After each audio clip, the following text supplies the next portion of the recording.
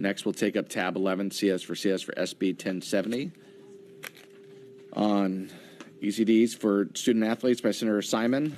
Senator Simon, you are recognized to explain the bill. Thank you, Mr. Chair. Excuse me. And I see that we have two amendments. Let's take up delete all amendment barcode 968268 by Senator Simon. Senator Simon, you are recognized to explain the amendment. Thank you, Mr. Chair. This bill introduces a new requirement for students to undergo ECGs before athletic participation, with the phased rollout starting in 2028 to 29 school year for the first-time participants. This allows parents an opt-out for medical evaluations and ECGs for religious reasons, preserving parental choice while balancing safety measures. It permits licensed practitioners to issue certificates of medical exceptions, providing flexibility for students with specific health considerations. It also gives the task force of the Florida High School Athletic Association with setting bylaws and standards for evaluations for ECGs, including collaboration with partners for affordable screenings. That is the amendment. And I see there's one amendment to the amendment that we will take up before getting back to the main amendment. Let's take up amendment to the amendment barcode 120654 by Senator Simon. Senator Simon, you are recognized to explain the amendment to the amendment. Thank you, Mr. Chair. This amendment makes a few changes throughout the strike all. Primarily, it makes sure the bill creates an ECG's new requirement for student athletes without affecting the existing requirements in law relating to students' annual medical evaluations. Are there questions on the amendment to the amendment? We have Bob Harris with the Panhandle Area Education Consortium speaking. You are recognized. Thank you, Mr. Chairman. Senators, good morning. You hear me? Yeah.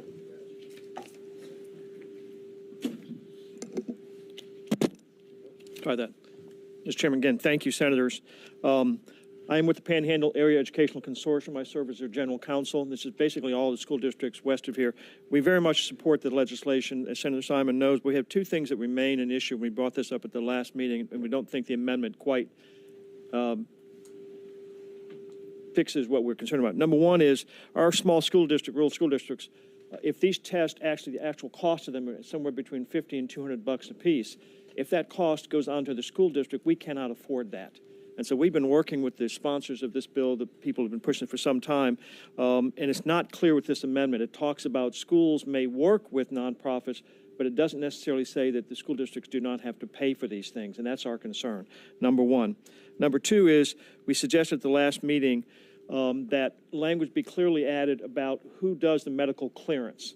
We have great coaches, great athletic directors, and so forth, but there's nothing in here like there is. The legislature passed many years ago language about concussion protocols, and it said the people who can clear those people to play have to be medical doctors or DOs, and again, not relying on the school district. We've had experiences where parents have come to us where students have been dismissed from playing for concussions, and we say, look, that's a doctor's decision. And so language needs to be in here to make it clear that it's not our responsibility. People don't realize the American Heart Association every few years puts together this group with tremendous complexity about when the decision and when a student is able to come back to play, both in the high school and the collegiate level. And we just don't have the staff to do that. So we are suggesting that two things be changed, and we will continue to work with Senator Simon. Mr. Chairman, thank you for the time. Thank you. Is there debate on the amendment to the amendment? Senator Simon, you are recognized to close on the amendment to the amendment. Thank you, Mr. Chair. I just want to tackle a couple, I'll waive close. I'll tackle it in. All right. All in favor of the amendment to the amendment, say yay. Yay. All those opposed? The amendment to the amendment is adopted. Back on the original amendment as amended. Are there questions on the amendment to the as amended? Any appearance forms for the amendment as amended? No. Any debate on the amendment? Senator Simon, you are recognized to close on the amendment. Waive close. All in favor of the amendment, say yay. Yay. All those opposed? The amendment is adopted. Back on the bill as amended. Are there questions on the bill as amended? We do have several parents. We have Mark Anderson speaking. Martha Anderson.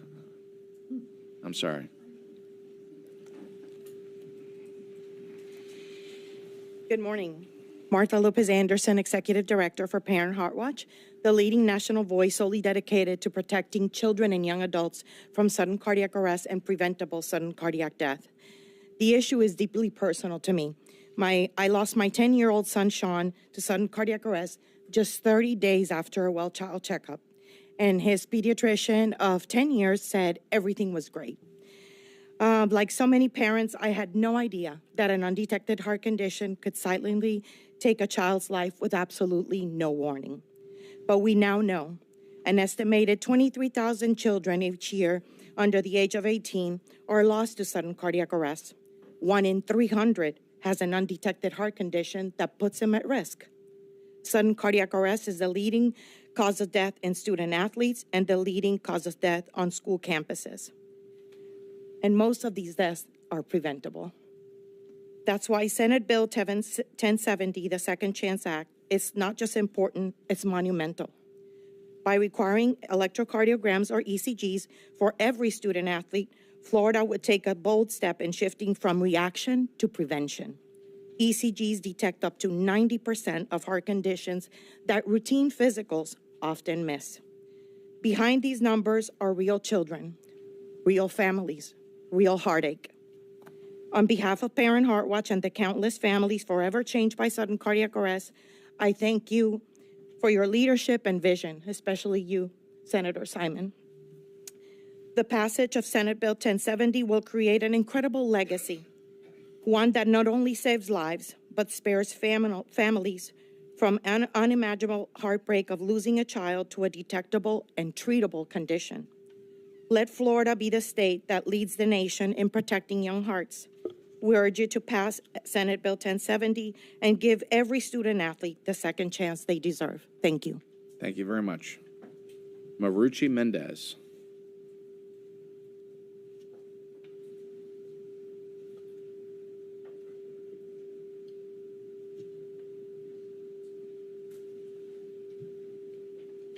And you are recognized. Yes, good day, members of the Senate, and thank you for giving me the opportunity. Can you hear me? Yeah. Thank you for giving me the opportunity of speaking today. First of all, I would like to thank wholeheartedly all of you in the committees, but most important of all, Senator Simon. There's no words to express what I feel and what I feel for you. You have become officially our angel.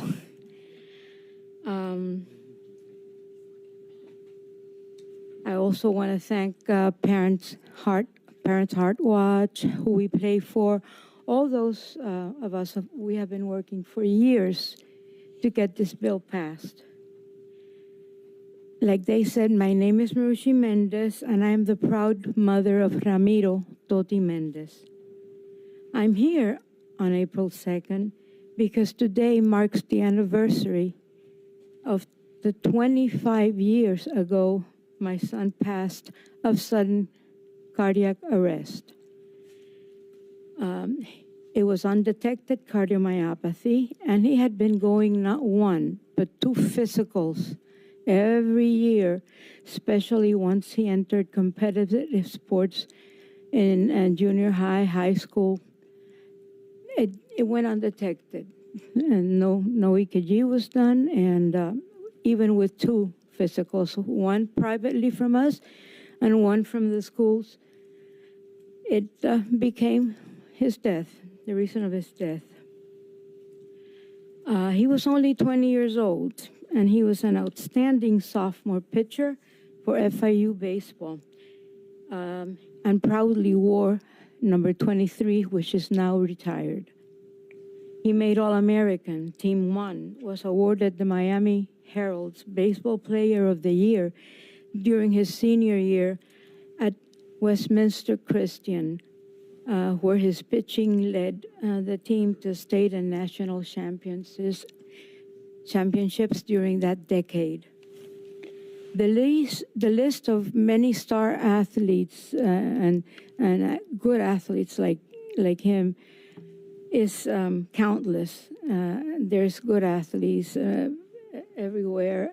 and even beginning athletes everywhere that are dropping on the fields, the courtyards, for lack of EKG testing and proper cardiac testing. Sudden cardiac death, as Martha explained, is the #1 killer of student athletes in the United States. I'm tired of hearing that the numbers don't add up and that there aren't enough deaths to warrant the expense of EKGs. I'm tired. For 25 years, I've been asking legislators, how many deaths will it take? How many of our children have to die in order to justify that expense? What is the price of a young student athlete's life?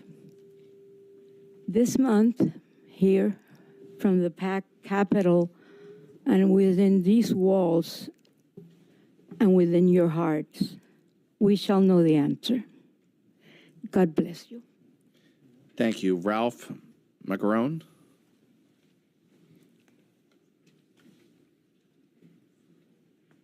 You're recognized. Good morning. Ralph Macarone, Chairman, Board of Directors for the nonprofit Who We Play For. And I'm here requesting the committee's support of Senate Bill 1070 and to discuss the importance of ECG heart screening for student athletes.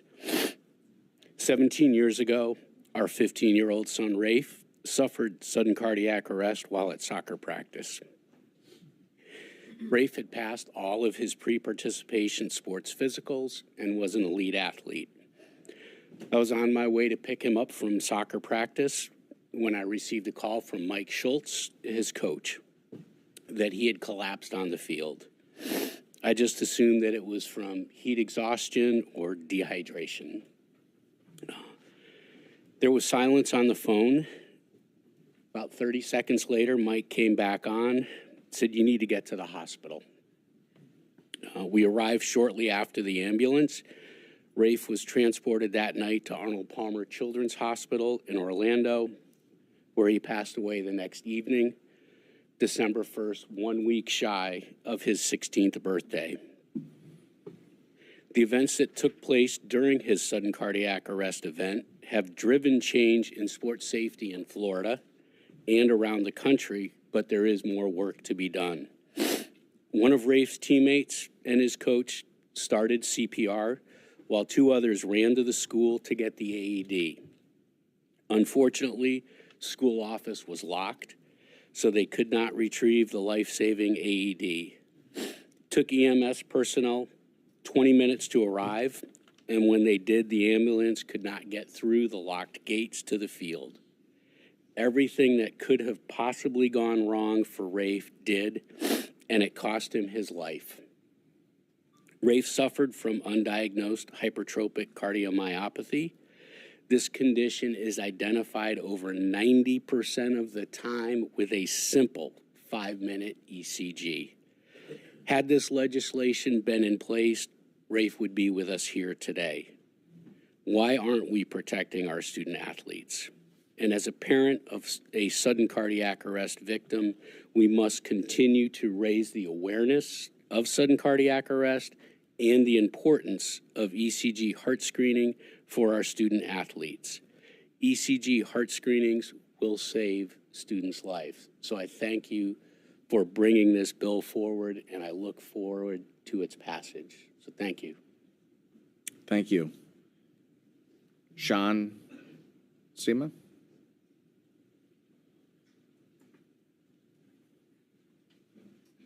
And you're recognized. Thank you. Thank you very much. This is tough for me because I'm one of the minorities in the room because my daughter survived sudden death. I did 20 years in the military. I'm a medical provider who's done thousands of physicals on children. And I had no idea until I got a call that my daughter was laying on a gym floor and that it was really bad and I needed to get there, that my daughter, who, as you've heard over and over, was an elite athlete that never had one medical problem, had dropped dead running on a treadmill. And thank God she left her high school softball game to make it to the gym, because she wouldn't have made it. I've stood up here now for about 8 years, and you guys have risen to the occasion every single time. Florida has been ranked the #1 state in the country for school safety. But what I do and what our medical community does is not enough to protect our children from dying. I have personally, and I've sent it to you, sir, and I can't thank you enough for taking the lead on this. Over 250 cases that have reached the news of Florida kids alone who've collapsed and suffered sudden cardiac arrest.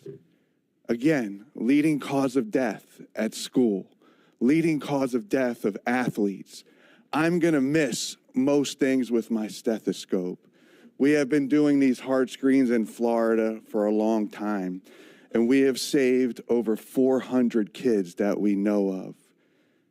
I urge you and I beg you to please take the step and make Florida the #1 state in the country to make this a requirement. We are not doing enough in medicine. And I urge you and I beg you to please, 90% of these victims die, and we have to prevent it. And I thank you, and I just hope that you all will be the first one to take the step in America to do this. Italy has decreased sudden death in their country by 90% because they add these EKGs to our physical. Thank you very much. God bless. Thank you. Taffy Apt.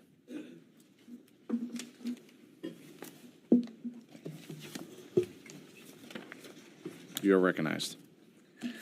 Thank you. My name is Taffy Apt, and I live in Indian River County, Florida. And I would like to thank Senator Corey Simon for leading the way with this bill, and the Florida High School Athletic Association for being in support of it. This bill is so important. My personal experience, in 2006, I had a 12-year-old son who passed away from sudden cardiac arrest on his playground at school. He was playing capture the flag. He was having a good time. And when he went down, they called me to come. And when I got there, they wouldn't even let me see him. It had taken about 18 minutes for an ambulance to arrive. The AED wasn't brought out. They didn't even really know where it was. We've made a lot of change since then. It's been almost 20 years. And we started a foundation. We've donated over 100 AEDs with our little organization just by taking in donations to schools around our community and in our county. We promote CPR. We offer to pay for training for CPR for all the teachers and bus drivers and administrators at the schools and coaches of all the sports teams in town. And there has been legislation passed here that required high school students to become certified in CPR before they graduate. So I think that Florida really took a great step with that. But this bill right here is going to save so many lives because of all the numbers you've heard from the people who already spoke. This test will be the one thing that could detect like 90% of all the heart conditions. And my son, who was very active in baseball, had his physical every year, and he never had an EKG. No doctor ever mentioned it. So awareness is really important, but if we do it at the schools, it is affordable. These groups who we play for and Parent Heart Watch are getting the cost down by doing these group screenings and having doctors who can read multiple EKGs, and it's very affordable. even without the low cost, if someone had told me, oh, you could have had your kid had a $150 test and it might have saved his life, you bet I would have done it. But, nobody did. So if they can get these tests done for 25 or 50 bucks in a school because you're doing them in groups, it's worth every friggin' penny. Trust me. I hope you never have to go through what I went through with your children or grandchildren or nieces and nephews. Thank you for giving me this opportunity to speak. Thank you. Lane Alvarez, waving in support. Bob Harris, waving in support, representing the Panhandle Education Consortium. Evan Ernst, waving in support. Vance Aherns, waving in support. And Kyle Kieran Easton, waving in support. Is there debate on the bill as amended? Yes, Senator Boyd, you're recognized. Thank you, Mr. Chair. Thank you, Senator Simon, for this incredibly good bill. We, first of all, to the parents and families that have lost their children, our hearts break for you. I can't, as a father and a grandfather, I can't imagine what you've been through. But this is a big step in preventing this from happening in the future. We deal with a lot of bills up here. We deal with a lot of policy issues, and we all think they make great sense, but not too many have the impact that this will have, and especially in terms of saving young people's lives. So I applaud you for taking this on, Senator Simon. I'm enthusiastic support of it, and I hope this gets all the way to the governor's desk as soon as possible. Thank you. Thank you. Senator Arrington. Thank you, Mr. Chair, and thank you, Senator Simon, for sponsoring this great bill. This is my 5th session in the legislature, and I think it's come around multiple times. Former member for my delegation, Representative Fred Hawkins, had ran this bill before. I think the CPR aspect was a compromise. I can't believe we haven't passed it. I really hope we get it across the finish line this time, and I do know families, how it's impacted. I've heard these heartbreaking stories. Sean Seema I've been seeing for years. I don't want to see him again up here in this situation. So let's get it done, and thank you. And just like Senator Boyd said, this legislation will save lives. Thank you so much for sponsoring it, and let's get it done. Senator Simon, you're recognized to close on the bill as amended. Thank you, Mr. Chair, and thank you to all the families for coming and sharing your story. Thank you for continuing to advocate for your child. It's important for us to hear that what we do actually can make a difference. And so I appreciate that. I do want to tackle a couple things because we are in fiscal policy. And Bob, to your point that you were making, this doesn't fall back on the districts. What we're trying to encourage the districts to do is to partner with groups like we have presented here today and who we play for and others, because they can come in and do these screenings for little to no cost. And so that's the encouragement. There is no fiscal to this bill. The fiscal will be for the families and for the district to really reach out to these organizations to make it more convenient for families to get these screenings done so that we can save lives. This bill is called the Second Chance Act because a young man last year in my district over in Port St. Joe, his name was Chance Gaynor, and Chance died on the field last year. And I saw schools from all over the region show up at his memorial service. He was a young man that had over a 4.0 grade point average and had just taken a visit to Vanderbilt. And he's gone too soon at the age of 17. We can do something about it. I think this bill goes right to the heart of what we need to do. And so I ask for your favorable support. Michelle, please call the roll on CS for SB 1070. Senator Arrington? Yes. Senator Avila? Yes. Senator Bernard? Yes. Senator Boyd? Yes. Senator Bradley? Yes. Senator Burton? Senator Kaladiud? Yes. Senator Davis? Yes. Senator Gates? Senator Golia? Yes. Senator Jones? Yes. Senator Leek? Yes. Senator Pasadomo? Yes. Senator Rodriguez? Yes. Senator Simon? Yes. Senator Trudeau? Yes. Senator Yarborough? Yes. Vice Chair Osgood? Yes. Chair Gruters? Yes, and by your vote, CS for SB 1070 is reported favorably.